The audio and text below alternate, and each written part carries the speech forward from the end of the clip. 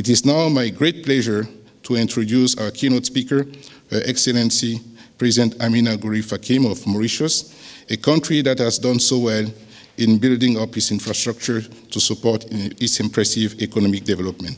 President Gurib-Fakim, please.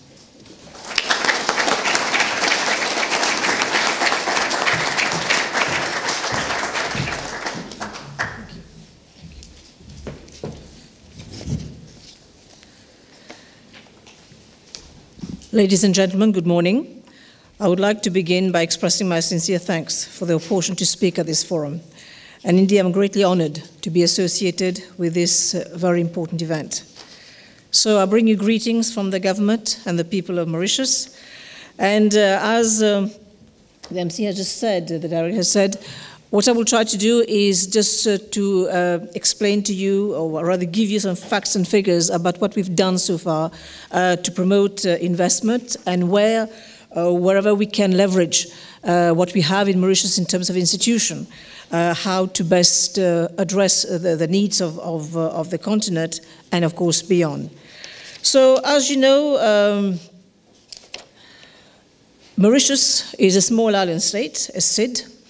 And we have benefits, but we also have quite a few challenges, predicament, and particularly vulnerabilities, which are well documented.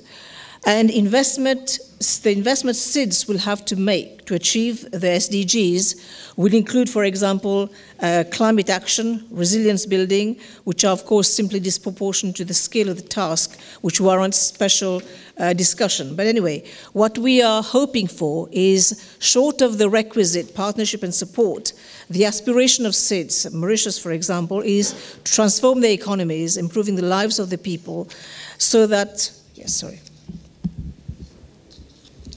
Thank you. And it is in this context that the policy of the government of Mauritius is firmly centered on economic diversification and is actively promoting foreign and domestic investment. The continuing importance of both domestic and foreign direct investment, the FDI, cannot be overstated, as they are generators of employment, income, and vehicles for technology transfer and means for higher economic growth. So in recent years, the government of Mauritius has been especially intent on attracting FDI from emerging economies. And throughout the liberalization process, government has cooperated closely with the private sector, emphasizing the importance of private sector-led growth and introducing supportive legislation and policies. So I'll just quickly brief you on some of the multiple reforms that have been undertaken, and these include strengthening provisions for investor protection. The World Economic Forum's Global Competitiveness Report gives Mauritius a score of 6.5 out of 10 on the strength of investor protection, which places the island at the 29th position out of 138 economies covered. Opening most economic sectors to foreign ownership, 100% foreign ownership is allowed with no minimum capital requirements. The Board of Investment is actively promoting and facilitating all forms of investment and acts as a one-stop shop for investors. And enactment of the business facilitation measures on a yearly basis in order to attracting investment inflows in Mauritius by privileging simplification of business procedures and of the fiscal systems. As concerns incentives for investors, and in line with this rationalization strategy, Mauritius has gradually moved away from investment regime based on numerous and overlapping incentives toward one based on a low tax regime. The tax system in Mauritius is simple, with a single taxation rate of 15% for corporate and personal tax in order to create a level playing field for everyone in the country and to improve tax administration. In recent years, this rationalization strategy has been particularly spearheaded by the government of Mauritius as regard to simplification of the tax framework. For instance, the reduction of registration duty from 13% to 5% and harmonization of property taxes for foreigners and locals at 5%. Tax holidays are provided in a few strategic sectors. The regime for business licensing and acquisition of property by foreigners is also streamlined. Non-citizens may acquire or lease property for business purposes. They may even acquire residential properties in smart cities or the property development scheme. Today, any non-citizen may come and invest in a high-rise apartment leased ground plus 2 floors, either as an asset class or for personal residence. Companies may be incorporated in a single day, an occupational permit granted within a week to enable investors, professionals, and self-employed to reside, work, and start their activities. The Companies Act has created a unified core legal regime for all companies set up in Mauritius. We have also built a sound network of investment protection and promotion agreements, IPPA, notably with other African countries. And here we have, coupled with this network of double taxation treaties, 49, it reinforces the country as a major investment hub for FDI into Africa. And many investors channel their investment into Asia and Africa via Mauritius, as the country offers offshore jurisdiction traditional advantages, such as favorable tax policies, combined with the benefits of its BIT, such as core protection standards and access to investor-state dispute settlements. The IPPA program and the prospects to engage further into treaty negotiation is part of this strategy to establish Mauritius as a launchpad for investment. So far, Mauritius has signed 44 IPPAs, out of which 23 are with African countries. And these IPPA play a crucial role to strengthen Mauritius' unique position as a gateway to investment in Africa. And just now we've heard about the need for integration, and we will increasingly use that platform to promote further integration of the continent. So the Mauritius business environment has visibly improved because of these many reforms. To further this progress, a joint public-private sector committee meets regularly to discuss on strategic business and investment matters.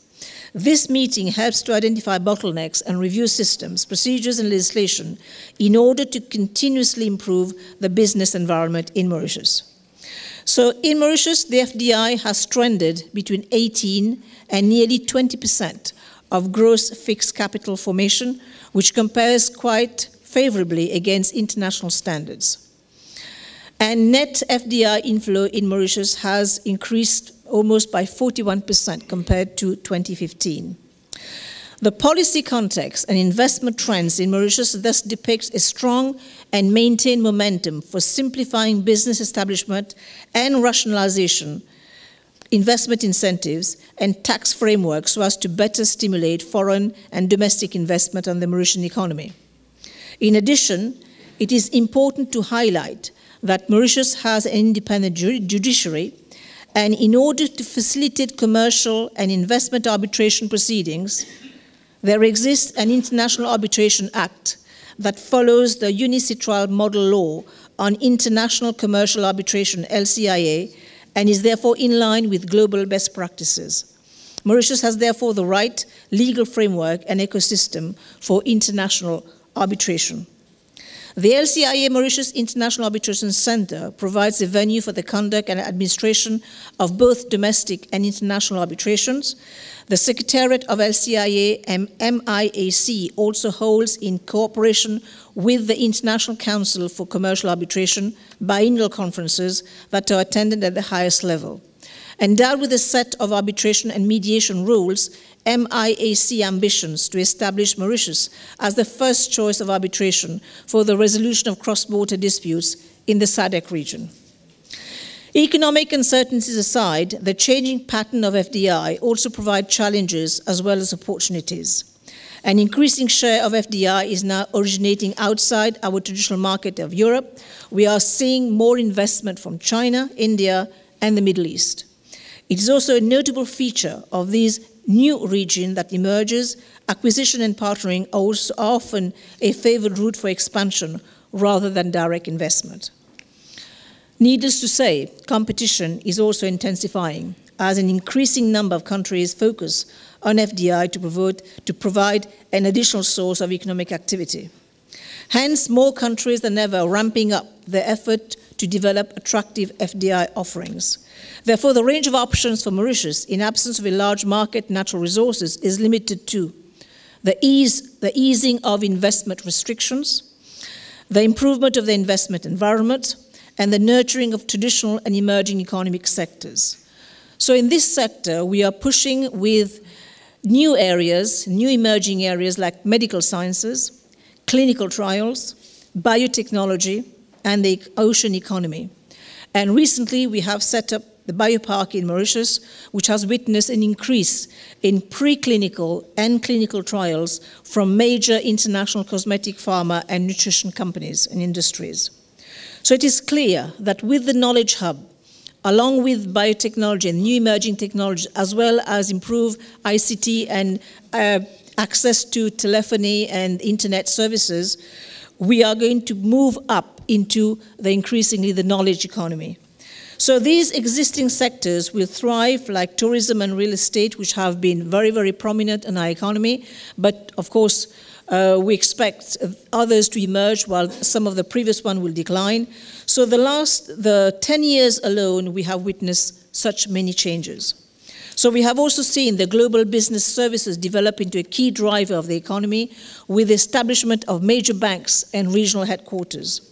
Meanwhile, the manufacturing sector has been transformed with the reduction of lower value addition activities and a new focus on high value add manufacturing and research and development. So to ensure success and to move to a higher income country, we are bolstering the existing sectors such as ICT, higher education, free port, the apparel and textile, and as much as exploiting new opportunities like blockchain, fintech, robotics, and replacing declining activities.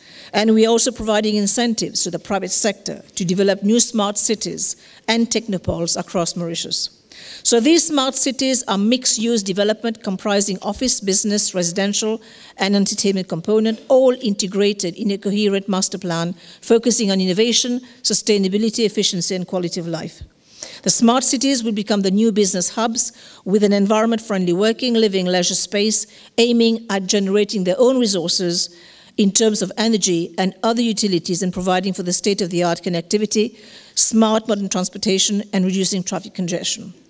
So in doing so, Mauritius is promoting the orderly and economic use of development of land. And at the same time, it ensures the proper management, development, and conservation of natural and man-made resources for the purpose of promoting the social and economic welfare of the community and a better environment. So long-term investment made by the government in areas such as infrastructure, education, technology have underpinned Mauritius' successful FDI endeavors to date. And these investments created the environment that enable Mauritius to drive the growth of new sectors and areas of activity. So what we are hoping is that by virtue of the positioning of Mauritius in the Indian Ocean, we are really hoping to live up to our previous historical name. That is, we really want to be the star and the key of the Indian Ocean and really act as a bridge between Asia and Africa, and investment flows from Asia into Africa and vice versa. And with this, we are sustaining the improvement of the local environment in terms of framework, in terms of facilitation, so that business can happen. So a continued focus on investment in skills, property, and infrastructure, as well as competitiveness is required if we want to replicate our past successes into the future. So for more information, we have got some leaflets around which we can share with you. So I thank you for your attention and all the very best for the conference.